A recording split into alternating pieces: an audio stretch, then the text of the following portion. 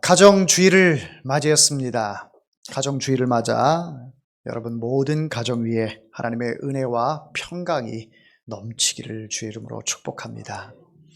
여러분 가정 위에 웃음이 회복이 되고 또 기쁨이 회복이 되고 대화가 회복이 되고 또 구원으로 하나가 되는 그런 복된 가정이 되기를 다시 한번 주의 이름으로 축복합니다. 할렐루야. 아멘.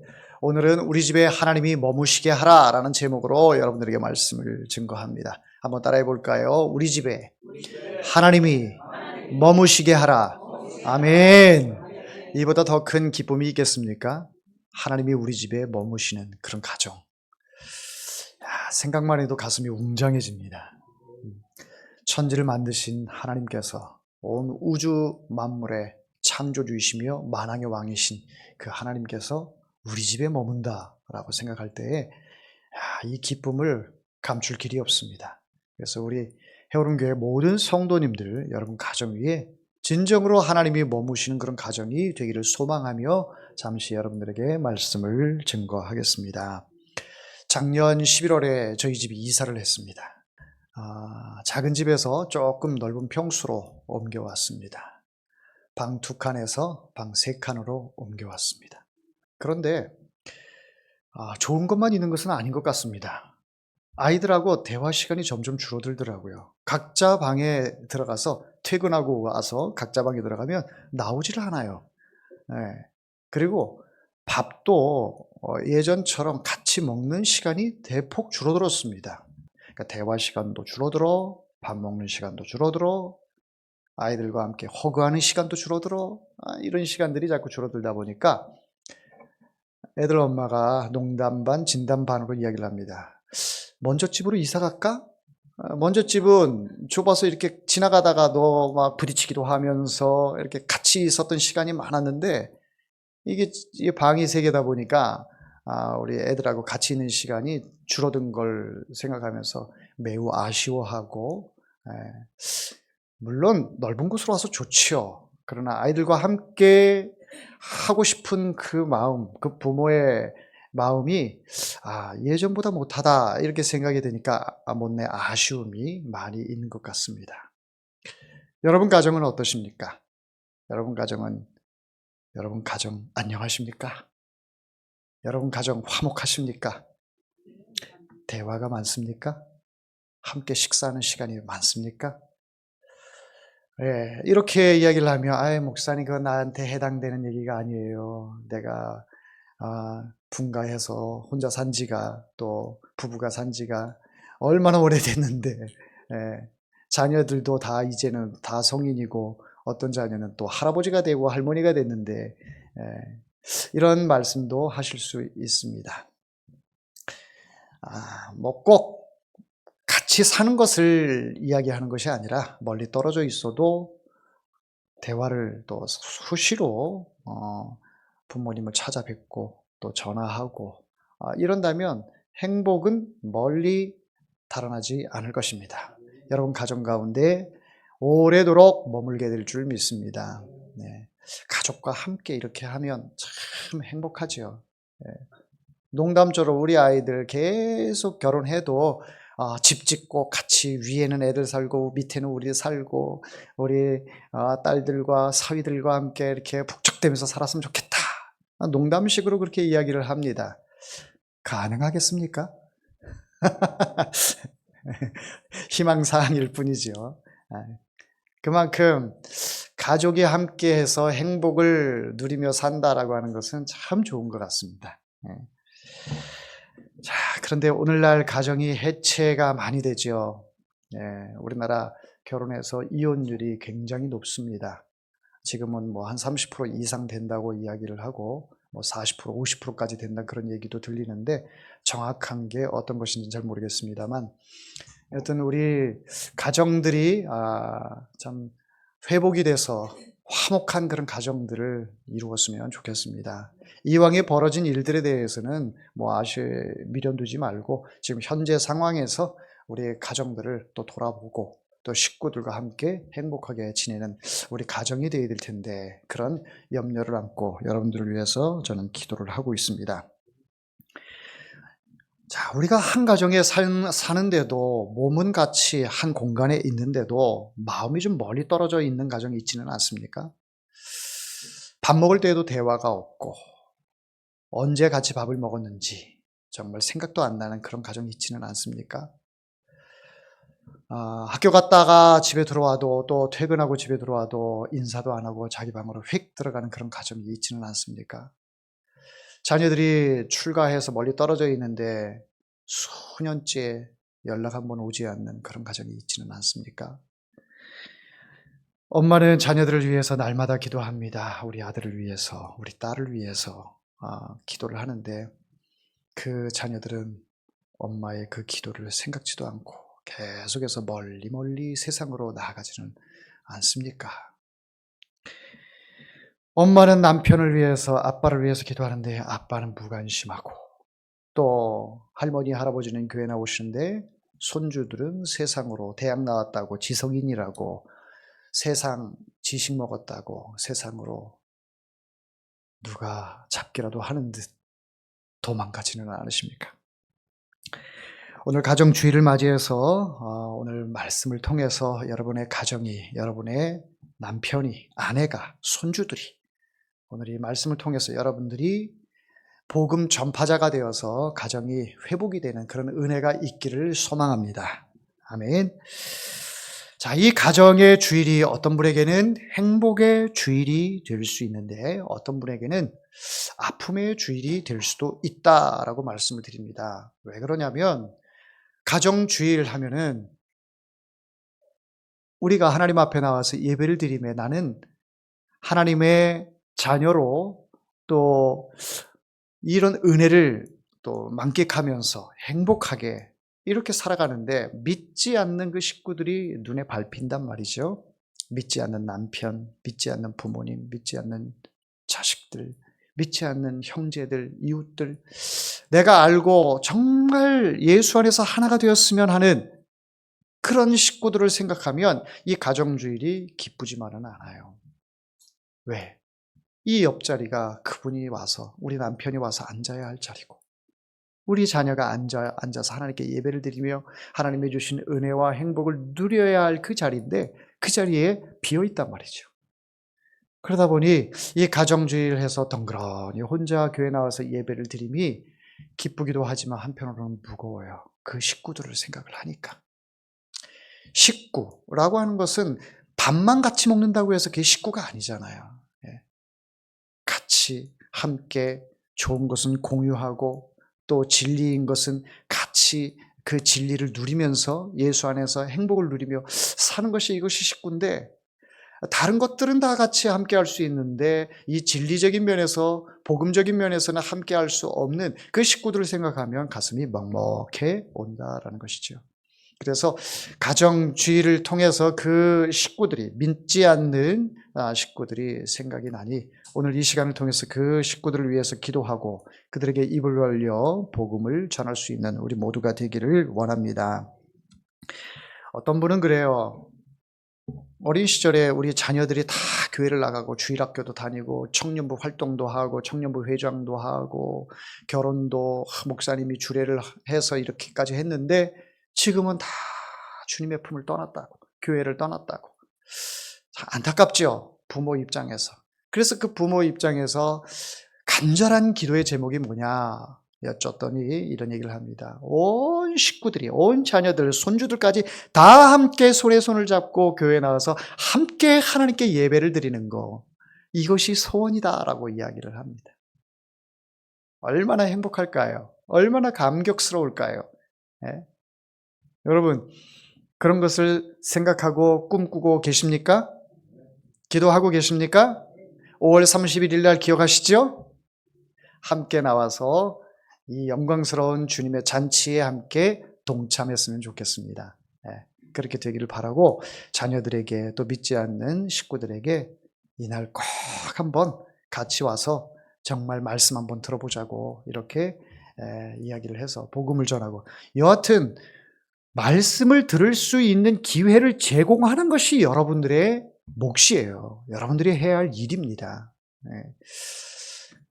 이 세상 사람들 요즘 너무 바빠가지고 뭐 전도지 하나 이렇게 주려고 해도 쌩하고 가는 사람들 굉장히 많습니다. 예. 지난 주일날 우리 예배 끝나고 우리 성도들과 함께 능곡역 앞에 가가지고 전도했는데, 능곡역으로 올라가는 사람들이 전도지 받아가지고 올라가서는 한 군데다가 다 전도지를 버렸대요. 그 버린 거를 장로님이 또 가시다가 그걸 보고 마음이 안타까웠다고 이렇게 말씀을 하시더라고요. 이 세상 사람들은 당연히 그렇습니다. 그걸 보고 전도지, 나도 교회 가야지, 이런 사람 거의 없죠. 거의 없죠. 심지어는 교회 다니는 사람들까지 전도하는 사람들을 조금 이상하게 쳐다봐요. 요즘 시대에 뭐 전도가 되겠냐, 저런 스타일의 전도가 되겠냐 하면서 비아냥거리는 사람도 있습니다. 물론 격려해 주는 분도 많이 있습니다만, 이처럼 전도하기 어려운데 그 전도하기 어려운 시대에 그럼에도 불구하고 하나님께서 우리에게 전도의 사명을 주셨으니, 또 나도 누군가에 의해서 전도를 받아서 예수 믿게 된 것 아니겠습니까? 예수 믿기 전에 그렇게 강팍했던 내가 예수 믿고 난 뒤에 달라져 있는 내 모습, 성품이 변화가 되고, 또 가정이 화목하게 되고, 또 여러 가지 일에 있어서 부정적인 것보다는 긍정적으로 사고가 바뀌게 되고, 그리고 남에게 대접받기를 원했는데 이제는 남에게 섬기고 대접하는 것이 더 기쁘고 행복하고, 사람이 변화가 된단 말이죠. 이런 기쁨과 행복을 우리만 누릴 것이 아니라 믿음이 없는 사람들, 예수를 알지 못하는 사람들, 이 사람들에게도 이 기쁨을 함께 나눠야 할 의무와 책임이 우리에게 있습니다. 할렐루야. 자, 오늘 본문 말씀에는 이 한 사람이 바울과 실라를 통해서 예수님을 영접하는 그런 놀라운 내용들이 본문에 나옵니다. 이 말씀은 편안한 예배당에서 또 나온 말이 아닙니다. 배경은 감옥이에요. 어디라고요? 감옥입니다. 감옥. 여러분들이 잘 아시다시피 빌립보서 아시죠? 빌립보서가 빌립보 감옥에서 빌립보서를 기록한 거예요. 그러니까 빌립보 감옥에서 있었던 그런 얘기들이 나오는 것입니다. 빌립보는 그냥 도시가 아닙니다. 로마 식민 도시였어요. 작은 로마였습니다. 그래서 로마 군인 출신인 퇴역자들이 모여서 생활하는 그런 곳이 바로 이 빌립보 지역이었습니다. 로마 법과 로마 문화가 있었던 지역이기 때문에 모든 것은 로마로 통한다라고 하는 것에 또 이것도 해당이 되는 것이죠. 그래서 로마 안에 속했다라고 하는 것에 대해서 백성들이 대단한 자부심을 가지고 있었던 지역입니다. 로마 안에 있는 지역이기 때문에 이 빌립보 지역 안에 복음이 들어가기가 매우 어렵습니다. 왜냐하면 로마 황제가 신이기 때문에, 로마 황제가 하나님보다 더 대단한 신이기 때문에 그 신을 섬기는 입장에서 복음이 들어간다, 하나님의 말씀이 들어간다, 예수가 들어간다, 어려운 일이죠. 우리나라 복음 초기 시절에 이 유교 사상으로 물들어 있는 조선에 복음이 들어갈 때 얼마나 핍박이 컸습니까? 그래서 선교사들을 조선 땅에 들어오지도 못하게 하고 또 막 살인을 하게 되고, 또 가져온 성경들을 다 불태우고 찢고 발도 못 디디게 했던 그런 민족이 복음이 탁 들어오면서 오늘날 이렇게 엄청난 10,000,000명에 가까운 사람들이 예수를 알고 믿게 되었다는 놀라운 은혜를 우리가 이렇게 누리고 있습니다. 자, 본문에 나오는 이 로마 지역, 찔러도 피 한 방울 날 것 같지 않은 그런 지역입니다. 복음이 들어갈 리 만무한 지역입니다.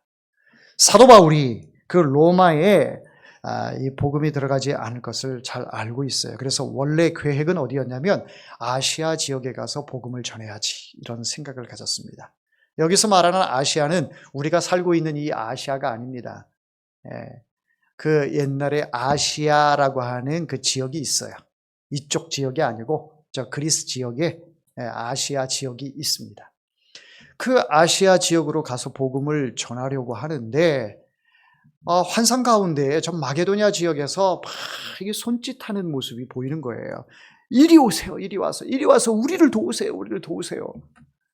이 얘기를 듣고 이거는 하나님의 계시구나라는 것을 바울이 깨닫게 됩니다. 내 마음에는 아시아 지역 가서 복음을 전하고 싶은데 성령께서는 나를 아시아로 보내지 않고 마게도니아 지역으로, 즉 지금의 유럽 지역으로 나를 인도하는구나. 그것을 깨닫게 되었습니다. 그래서 그 환상을 보고 행선지를 아시아에서 마게도니아로 바꾸게 됩니다. 바울은 하나님께서 하신 그 말씀에 토를 달지 않았습니다. 아멘 하고 순종했습니다. 순종하고 마게도니아 지역에 갔는데, 여러분, 흔히 우리들 생각에 하나님의 말씀에 순종을 하게 되면 그 순종 뒤에는 은근히 기대 심리가 있습니다. 은근히 마음속에 하나님께서 내가 이렇게 순종했는데 나에게 어떤 복을 주실까? 나에게 어떤 응답을 주실까? 막 이런 기대가 있어요. 기도할 때 그런 기대 심리가 있잖아요. 여러분, 기대 심리가 전혀 없는 가운데서 기도합니까? 아니죠. 하나님, 응답해 주세요. 하나님, 들어주세요. 하는 마음으로 기도하잖아요. 저도 결혼해서 우리 아이를 낳기 전에 3가지를 기도했어요. 근데 3가지 기도했는데 정확하게 3가지가 응답이 됐습니다. 하나님, 예배 시간 아닐 때 아이를 낳게 해주세요. 하나님, 자연분만하게 해주세요. 돈이 없으니까. 하나님, 딸을 낳게 해주세요. 3가지 했는데 정확하게 맞았어요. 4번째, 5번째, 계속 한 10번째까지 기도를 했어야 되는데 너무 소박해서 그 3가지만 기도했더니 정확하게 들어 응답해 주셨어요. 이런 기대를 가지고 하나님께 기도한단 말이죠. 자, 바울도 하나님께 순종을 했는데 그 순종 뒤에는 하나님의 어떤 그 보상이 있어야 되는데 어떤 보상을 기대할까요? 마게도냐로 오라고 해서 아멘 하고 갔는데, 가면은 바울이 가는 목적은 다른 게 아니에요. 뭐 사업하려고 가는 것도 아닙니다. 오로지 복음을 전하려고 가는 겁니다. 그러니까 마게도니아 지역에 어떤 이쪽이 로마권 안에 있는 로마의 지배를 받고 있는 곳이라 참 복음 전하기가 쉽지가 않은데, 분명히 하나님께서 이 지역으로 인도하신 것에는 순적하게 복음을 전할 수 있는 사람을 만나든지 어떤 환경을 만들든지 여하튼 이런 것들을 기대할 수 있잖아요. 그런데 어떻습니까? 순종을 했는데 그에게 돌아온 것은 축복이었습니까? 성공이었습니까? 그 순적히 복음을 전할 수 있는 사람을 만났습니까? 금전이 지원됐습니까? 아무것도 아니었습니다. 오히려 매를 맞았습니다. 억울하게 끌려갔습니다. 감옥에 갇히게 되었습니다. 여기서 우리는 배웁니다. 하나님의 뜻대로 살아도 어려움은 온다. 하나님의 뜻대로 살아도 어려움은 온다. 순종했다고 꽃길이 우리에게 보장되는 것은 아니다. 여러분, 예수 믿는 게 그렇습니다. 예수 믿으면 다 건강해지고, 예수 믿으면 다 사업도 잘 되고, 정말 고민하고 있던 모든 것들이 다 풀려지고 해결되고, 그런 생각을 가지고 예수를 믿었는데, 예수 믿어도 그런 일들이 일어나지 않아요. 예수 믿어도 망하고, 예수 믿어도 암 걸려서 사망을 하고, 예수 믿어도 대학에 떨어지고, 막 이런 일들이 막 나타난다라는 거예요. 여러분, 그런 일로 인하여 여러분들이 실망의 경험을 한 적이 있습니까? 그런 것으로 인하여 마음에 상처를 입은 적이 있습니까? 당연히 있겠죠. 저도 있습니다. 응답되지 않을 때는 마음이 무거워져요. 하나님이 나를 생각하지 않으시는가? 나는 지금 죽도록 이 고통스러운데 하나님이 나를 기억하시지 않는가? 이런 생각도 들지요. 그런데 여러분, 순종해도 되지 않을 때에 우리가 가질 마음 한 가지는 뭐냐면, 영적 전쟁이구나 라고 여러분들 생각하십시오. 영적 전쟁. 바로 이 상황을 통해서 사탄은 계속해서 나를 코너로 몰아가고 있구나. 나를 하나님에게서 멀리 가도록 나를 밀어내고 있구나. 이것이 사단이 우리에게 하나님에게서 시선을 돌리게 하는 영적 전쟁이라는 사실을 여러분들 꼭 기억하시기를 바랍니다. 사단의 목적은 바로 그거예요. 어떤 일을 통해서라도 하나님과 우리가 등지게 하는 것, 하나님을 바라보지 않고 세상을 바라보게 하는 것, 이것이 사단의 목적이기 때문에 때로는 건강을 취해가기도 하고, 때로는 물질을 취해가기도 하고, 때로는 실패를 통해서도 실망하고 좌절하게 만드는 것이 사단의 하는 일입니다. 그러니까 이런 것들을 여러분들이 영적 전쟁이라는 것을 캐치하지 않으면 하나님을 떠날 수밖에 없죠. 아, 하나님이 아니구나. 그리고 세상으로 하염없이 가는 것을 보게 됩니다. 본문의 빌립보 그 감옥 안에 간수가 있었습니다. 간수는 뭐예요? 죄수들을 지키는 사람이죠.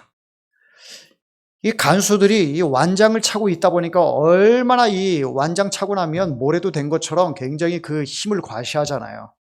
그런 것처럼 죄수로 잡혀온 바울과 실라를 아주 엄하게 다스렸을 것입니다. 복음과는 전혀 거리가 가까운 사람이 아니지요. 자, 이 간수는 로마 공무원이었습니다. 감옥의 관리자였습니다. 강한 사람이었고 질서와 권력의 사람이었습니다. 죄수를 인간적으로 보지 않고 개, 돼지 취급하듯이 그렇게 취급하는 사람입니다. 자, 바로 이 사람이 바울과 실라를 감옥에 가두었습니다. 바울이 왜 감옥에 갇혔을까요? 자, 성경을 보도록 하겠습니다. 16장 16절을 한번 보십시오. 16장 16절, 우리가 기도하는 곳에 가다가 점치는 귀신 들린 여종 하나를 만나니 점으로 그 주인들에게 큰 이익을 주는 자라. 누구를 만났습니까? 점치는 사람을 만났어요. 어디를 가다가, 뭐 하러 가다가? 기도하러 가다가. 기도하러 가는데 점치는 사람을 만났어요. 근데 이 점치는 사람이 자기 주인이 있어요. 주인. 돈 있는 주인이 있고 주인 밑에서 점을 쳐서 돈을 벌어서 그 주인에게 좋은 일을 하는, 주인 배를 불리게 하는 그 일을 하는 사람이 바로 이 점치는 사람이었습니다. 그런데 이 점치는 사람을 보고 바울과 실라가 그냥 지나쳤겠어요? 아니죠. 이 사람에게 예수 그리스도의 이름으로 내가 내게 명하노니 그에게서 나오라 하니 18절 하반절에 귀신이 즉시 나왔다라고 이렇게 말씀하고 있습니다. 자, 이렇게 되니 이제 누가 난리가 났습니까? 주인이 난리가 났습니다. 수입원이 끊어지게 된 거예요. 나의 유일한 수입원, 이 점치는 종을 뒀는데 내 종 중에 점치는 사람이 있어. 이 사람을 통해서 내가 수입이 짭짤한데 그 수입이 막히게 된 거예요. 그래서 이 사람이 고발을 하게 됩니다. 고발을 하고 또 이제 이 관리들에 의해서 이 사람을 붙잡아서 감옥에 가두게 되는 거예요. 자기의 수입원이 끊어졌다고 해서, 그 사람은 어디 사람입니까? 로마 사람이에요. 그러니까 감히 로마 사람의 그 생계를 못하게 했다라고 해서 가둔 거예요. 로마 시민권자라고 하는 것은 당시에 상당히 자부심이 있었습니다. 지금 뭐 미국 시민권만 가져도 뭐 어디 가도 뭐 다 들어가잖아요. 그런 것처럼 이 로마 시민권을 가지고 있는 사람의 그 수입원을 그걸 못하게 막았다. 이건 감옥감이죠. 그래서 관리에게 고발을 해서 바울과 실라가 그만 감옥에 갇히게 된 거예요. 기도하러 갔다가, 그 마게도니아 지역은 왜 간 거예요? 복음 전하러 갔다가. 일본은 복음 전하러 갔어요. 복음 전하기 위해서는 또 영적으로 충만해야 하잖아요. 그러니까 또 기도를 하러 가는 거지요. 복음 전하러 갔는데 지금, 기도하러 갔는데 지금 감옥에 갇히게 되는 그런 신세가 된 겁니다. 이런 상황에 간수는 얼마나 무섭겠습니까? 얼마나 무섭게 사람 취급하지 않고 바울과 실라를 호되게 다뤘겠습니까? 발에 착고를 채우고 등에 채찍으로 내리치면서 피를 철철철철 막 흘리는 가운데 감옥에다 가뒀어요. 옛날에 우리나라 그 역사 드라마 보면은 막 이 목에다가 촥 채워놓고 들어 눕지도 않고 계속 앉아만 있게 하고 그런 거 보셨잖아요. 그런 것처럼 발목에다가 착고를 쇠사를 촥 수갑을 쳐가지고 꼼짝도 못하게 이렇게 하는 거예요. 얼마나 인간적으로 보면 그가 무서웠겠습니까? 자, 우리 마음속에는 생각들 때 절대 이 사람은 예수 믿을 사람이 아니다라고 여러분들이 생각이 들 겁니다. 로마 권력을 가졌어요. 그 권력을 가지고 이 사람들을 감옥에다 가뒀으니 예수 믿겠어요? 예수 딱 봐도 예수 안 믿을 사람이야. 하나님 모를 사람이에요. 자기가 섬기는 신은 오직 로마의 황제, 그 황제만이 나의 신이기 때문에 여러분 마음 가운데 복음을 전하다가 이 사람은 절대 안 믿을 사람이야 이렇게 생각드는 사람 혹 있을 거예요. 우리 남편 절대로 예수 믿을 사람 아니에요. 예전에 한글 공부할 때, 한글 공부 이렇게 가르칠 때 한 분 어머니가 우리 남편 그 사람 때문에 난 절대로 그 사람 살아있는 한 교회 못 가요. 교회 못 가요. 그렇게 말씀을 하셨어요. 그분 떠나면 교회 나오신다고 이렇게 말씀하셨어요. 근데 그분이 떠났어요. 남편이 떠났어요. 그런데 안 나오시더라고요. 안 나오시더라고요. 그 왜 그렇게 믿음이 안 생길까요? 안타깝죠. 이게 예수 믿는 게 억지로 안 됩니다. 억지로 안 돼요. 하나님이 그 마음을 열어주셔야 돼요. 하나님이 어떤 분이라는 것을 그가 깨달으면 예수를 이제 믿은 것을 후회해요. 빨리 믿지 않은 것을 후회합니다. 종종 말씀을 드리잖아요. 저희 부친께서도 이제 연세 지긋하고 몸에 병이 오고 이제 하나님께로 갈 날이 얼마 남지 않으니까 하나님 살려달라고, 하나님 건강 주시면 하나님 일 열심히 하겠다고 이렇게 말씀하시는 그 모습이 눈에 선합니다. 근데 하나님께서 이미 받으셨어요. 우리 어머니가 작정 기도하실 때 내 남편은 내가 이미 받았다라고 말씀을 하셨기 때문에 이제 아버지의 길이 얼마 남지 않았음을 직감했습니다. 그리고 나서 이제 얼마 안 있다가 하나님 부르심을 받았죠. 그러니까 살아 계실 때, 젊었을 때, 조금이라도 건강할 때, 그때 예수 열심히 믿고 주의 일에 충성하지 않은 게 너무 마음이 아픈 거예요. 그거를 누워 계시면서 하나님께 회개를 하는 거죠. 하나님 죄송합니다. 하나님 죄송합니다. 이제 병들과 아무 쓸모없는 이 몸이 되니까 하나님 찾네요.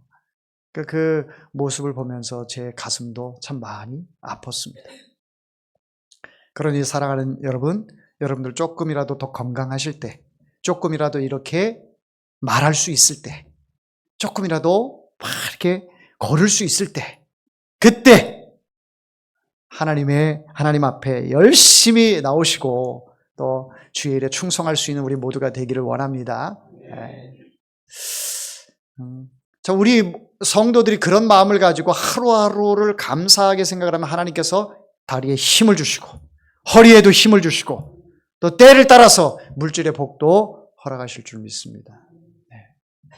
나를 위해서 더 애쓰고 막 이러기보다는 주를 위하여, 하나님의 영광을 위하여 이렇게 살아가신다면 하나님이 기뻐하실 줄 믿습니다. 자, 이처럼 이 간수는 절대로 예수 믿을 사람 같이 보이지 않았습니다. 여러분 가정에 믿지 않는 그 식구들이 절대로 예수 믿지 않을 것처럼 느껴지는 그 심정하고 똑같습니다. 그런데 어떻게 됐습니까? 한밤중에 바울과 실라가 감옥에 갇혀 있는데 갑자기 창고가 열리고 감옥문이 열리는 이런 현상이 나타난 거예요. 성령께서 그곳에 임해서 이제는 본격적으로 복음을 전할 수 있도록 그 사람들을 다 풀어놓은 거예요.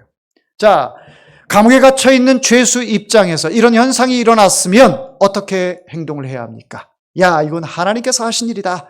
나가자 하고 나가야 되잖아요. 다 열어줬는데. 자, 나가게 되면 그 죄수방을 지키던 그 간수는 어떻게 될까요? 로마법에 의하면 그는 사형입니다. 볼 것 없어요. 그냥 사형입니다. 자, 이런 현상이 나타났어요. 간수가 이렇게 돌다가 보니까 감옥문이 열려 있는 거예요. 어두컴컴해서 사람은 보이지 않아요. 감옥문이 열려 있는 거, 야, 이거 난리 났다. 큰일 났다.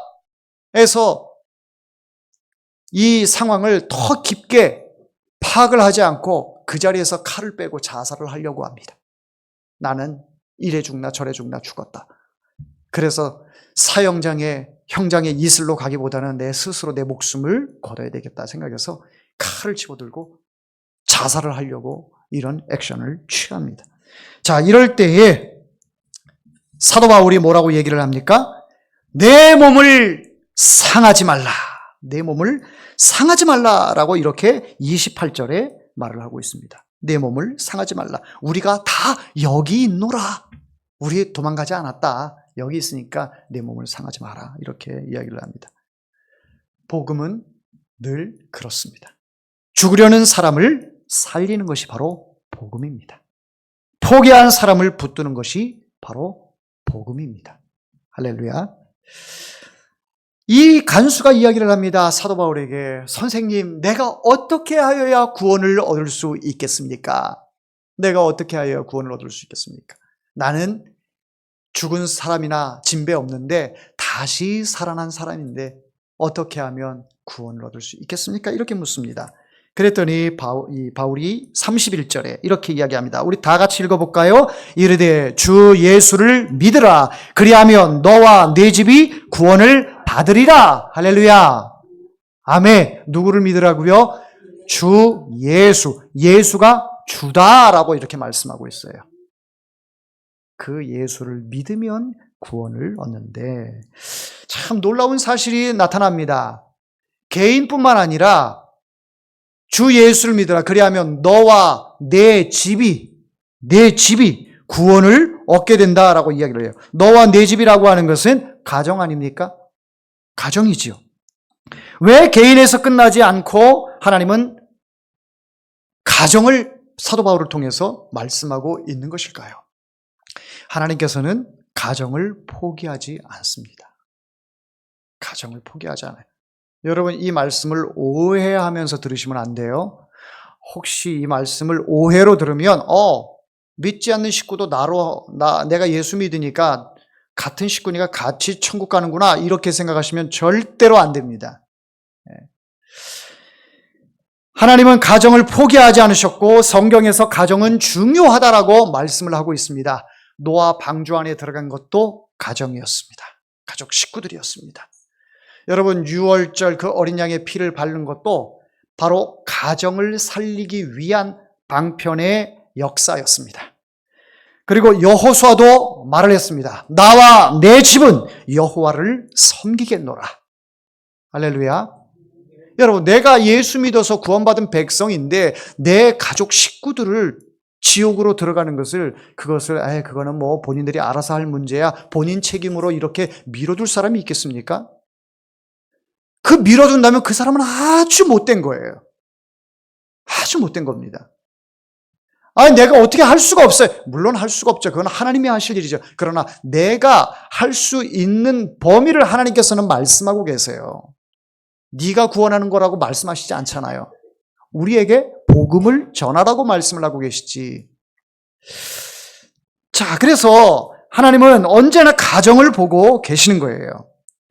이 약속은 가정이 자동 구원이 아니고 복음의 확장을 말씀하고 있는 거예요. 누구를 통해서? 먼저 믿은 나를 통해서 우리 온 식구들이 복음을 얻게 되는 이 놀라운 은혜를 말씀하고 있는 것입니다. 주의 말씀을 그 사람과 그 집에 있는 모든 사람에게 전했더라라고 32절에 말씀하고 있습니다. 이 간수가 사도 바울로 하여금 생명을 얻었잖아요. 그리고 주 예수를 믿으라고 이 말씀을 들었고 너와 네 집이 구원을 얻으리라라고 하는 그 말씀을 듣고 나서 바로 가족에게 가서 주의 말씀을 그 사람과 그 집에 있는 모든 사람에게 전하더라 이렇게 말씀하고 있어요. 그리고 나서 33절 말씀에 보니까 그 맞은 자리를 씻어주고 이 간수가 바울과 실라의 그 맞은 자리 그 피로 아주 이 떡이 되어 있는 그 몸을 씻어주고 자기와 그 온 가족이 다 세례를 받게 되는 역사가 나타나게 되었습니다. 이게 복음의 역사예요. 온 식구가 다 예수를 믿게 되고 세례받고 구원 얻는 이 놀라운 은혜. 이 사람이 한 게 뭐가 있습니까? 선한 일을 했나요? 아니요. 선한 일을 폄훼하는 것은 아닙니다. 예수 믿으면 선한 일은 자연스럽게 나오게 돼 있는 거예요. 그러나 선한 일을 한다고 해서 구원 얻는 것이 아니고 착하다고 해서 구원 얻는 것이 아니라 구원을 얻는 것은 주 예수를 믿음으로 말미암아 구원을 얻게 되는 것입니다. 예수 믿고 구원을 얻고 나니까 말이 변화가 돼요. 행동이 달라져요. 나밖에 모르던 것이 이제는 이타중심적으로 삶이 바뀌게 되는 거예요. 받기만을 원했던 그 모습이 이제는 남한테 줄 때 더 기쁨이 있고 행복한 거예요. 우리가 자식들한테 뭐 하나 탁 넘겨주면 아이가 그걸 오물오물 씹어가지고 먹는 모습 보면 행복하잖아요. 그렇죠? 예, 행복합니다.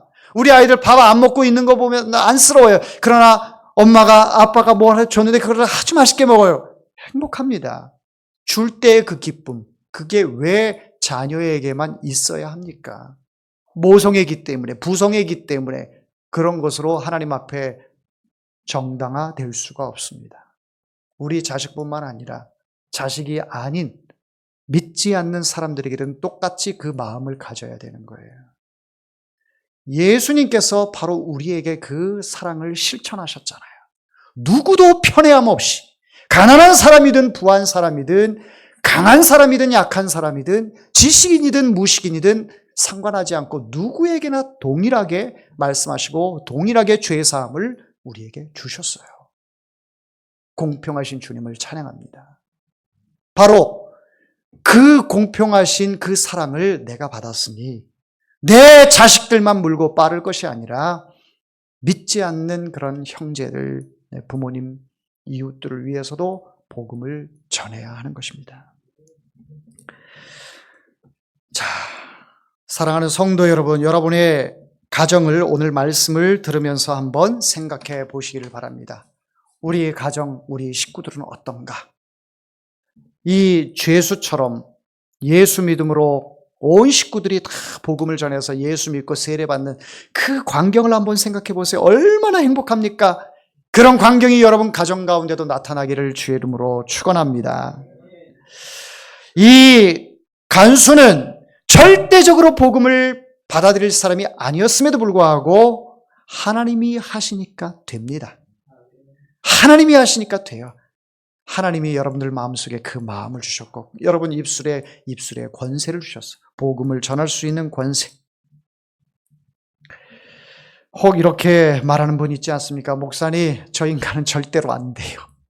네, 그렇게 생각했던 사람 바로 이 간수인데 이 간수가 절대로 되지 않을 사람이었는데 예수를 믿으므로 온 가족이 예수를 믿었던 것처럼 여러분 절대라고 하는 것은 내 이성의 판단으로 생각했을 때 그런 것이지 하나님이 못하시는 일이 있으시겠습니까? 온 우주 만물을 말씀으로 창조하신 분인데 네? 여러분을 창조하신 분이 하나님이신데 아닌데요? 나는 우리 부모님이 나를 태어나게 했는데요? 부모님은 누가 태어나게 했습니까? 할아버지 할머니요. 계속 올라가면 누가 태어났습니까? 누가 생존했습니까? 그건 나도 몰라. I don't know.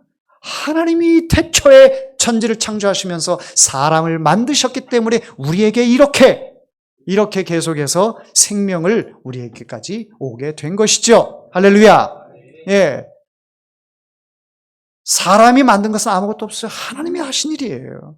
하늘에 떠 있는 해, 달, 별, 이 모든 것들 사람이 만들었습니까? 온 우주 누가 만들었습니까? 저절로라고 하는 것은 하나님에 대해 부인하는 사람들이 하는 얘기고 우리는 말씀을 믿잖아요. 하나님의 말씀 안에 하나님이 태초에 천지를 창조하시니라. 이 진리의 말씀을 우리에게 말씀하고 있잖아요. 그러니까 우리는 이 땅에 하나님께서 보내주셔서 또 우리가 가야 할 곳은 어디예요? 하나님께로 가는 거예요. 하나님께로. 그 하나님께로 가는데 여러분 딸랑 나 혼자 가서야 되겠습니까? 5월 31일 날 날짜를 디데이로 정하고 우리가 기도하고 또 복음을 전하고 있습니다. 이 가정주일을 맞이해서 어버이주일이니까 아이들 어린이주일이니까 이런 것으로 인하여 여러분들 기분만 업되는 그런 것을 저는 말씀을 드리는 것이 아니라 이 가정의 달을 맞이해서 우리 자신도 행복해야죠. 그러나 더 중요한 것은 믿지 않는 그 식구들을 생각하면서 울어야 합니다. 그 믿지 않는 식구들을 위해서 기도해야 합니다. 복음을 전해야 합니다. 다음에 가정의 달은 다 함께 모여서 같이 하나님께 예배를 드리는 그날이 오게 되기를 주의 이름으로 축원합니다. 기도하겠습니다.